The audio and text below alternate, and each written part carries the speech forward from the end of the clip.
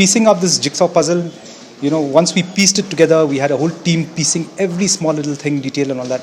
That's how we zeroed down in our records. I haven't seen anything like that in the last 20 years or last 30 years. People were thinking, that the community, it was crime committed by the community or the locals and all that.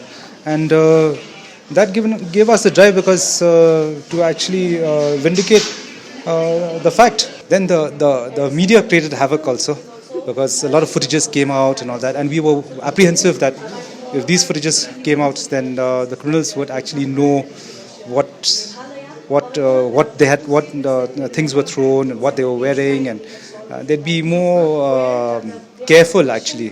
Finally, a big breakthrough in the indoor missing couple, and kudos to you, sir, that it's been a success.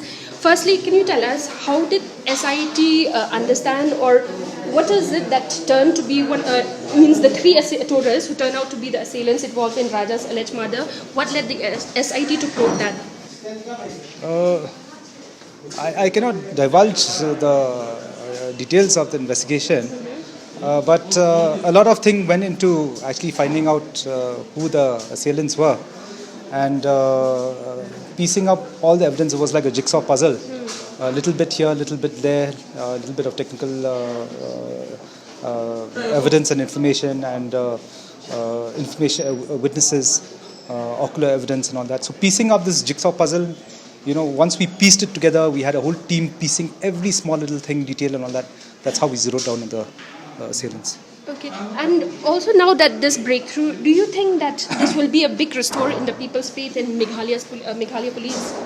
I'm quite sure, because the narrative was very skewed about the hills, especially in Meghalaya and Saura and all that, and that would have affected tourism and all that. People were thinking, that the community, it was crime committed by the community or the locals and all that, and that gave us the drive because to actually vindicate the fact, what is the truth actually, and we found out actually it has started from there, not from here. So. And was it very disheartening or demoralizing for Meghalaya police to see so many negative remarks and pressure from various concerns to solve the crime? We work in silence, but we work effectively. We didn't digress from actually the investigation we were enjoined upon, and though we monitored the kind of remarks which actually would have caused consternation or endanger people who are locals from here, or the local community from here staying outside. For that, we've registered suo motu cases.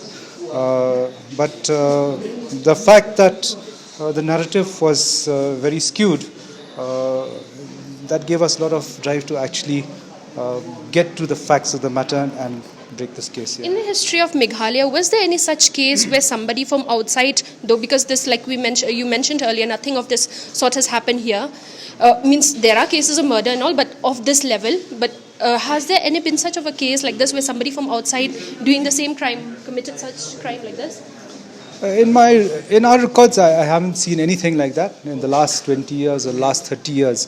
Saura especially, no. The people, stakeholders are they understand that tourists are, that's where their income comes from. In fact, they're very tourist friendly people, very helpful, and the number of homestays and all that has gone in leaps and bounds. So even the statistics says otherwise. We've never had also any case which comes to my mind of tourists being harmed. What about the one in 2023? The case where there was a twin murder in Assam, and then the body parts were thrown. Though the murder was not here. Well, that, like you said, the murder was not here. The murder was somewhere in Assam, and just body parts were thrown. That doesn't make our place unsafe. Right. It's just actually parts thrown. So when we say unsafe, means we're talking about the people who are inhabiting this place. Right. So the people who are inhabiting this place are actually safe. Actually, I'd asked you earlier also, what were the challenges for you all for this case? Many challenges. No proper documentation, then also lack of CCTVs in certain places. Then the media created havoc also, because a lot of footages came out and all that, and we were apprehensive that if these footages came out, then the criminals would actually know what they had, what things were thrown, and what they were wearing, and they'd be more careful actually. So that was.